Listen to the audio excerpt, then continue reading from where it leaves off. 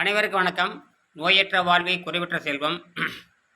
காலை முதல் மாலை வரை நீரை மருந்தாக அருந்தி, மாலை ஒருவேளை மட்டும் வேண்டிய அளவு வேக வைத்த கீரை அல்லது காய்கறிகளை சிறிதளவு அவுள் சேர்த்து தாளிசம் செய்து மலச்சிக்கலை போக்குவதற்கு உண்டு வந்தால் படிப்படியாக உங்கள் உடல் எடை குறைந்து வந்து ஒரு கட்டத்தில் உடல் எடை குறையாமல் நின்றுவிடும். அப்பொழுது உங்கள் உடல் பரிசுத்தம் அடைந்து விட்டது என்று பொருள். இதற்கு சில மாதங்கள் எடுத்துக்கொள்ளும், அவ்வளவுதான்.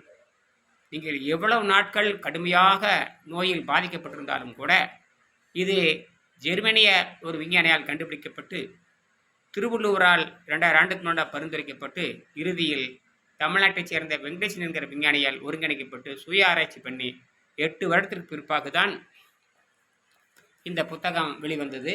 இது கோவையில் இருக்கிற தொழிலதிபர் பொள்ளாச்சி மகாலிங்கம் அவர்களுடைய அச்சகத்தில் அச்சடித்து கொடுக்கப்பட்டு வெங்கடேசன் கையகளால் கொடுக்கப்பட்டது.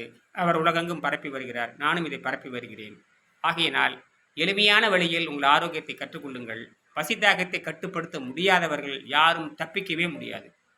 பசித்தாகம் என்பது பரிணாமத்தினுடைய அடுத்தபடியாகும். ஒட்டுக்குடலுக்கு அடுத்தபடியாக பசித்தாகத்தை கட்டுப்படுத்த வேண்டும்.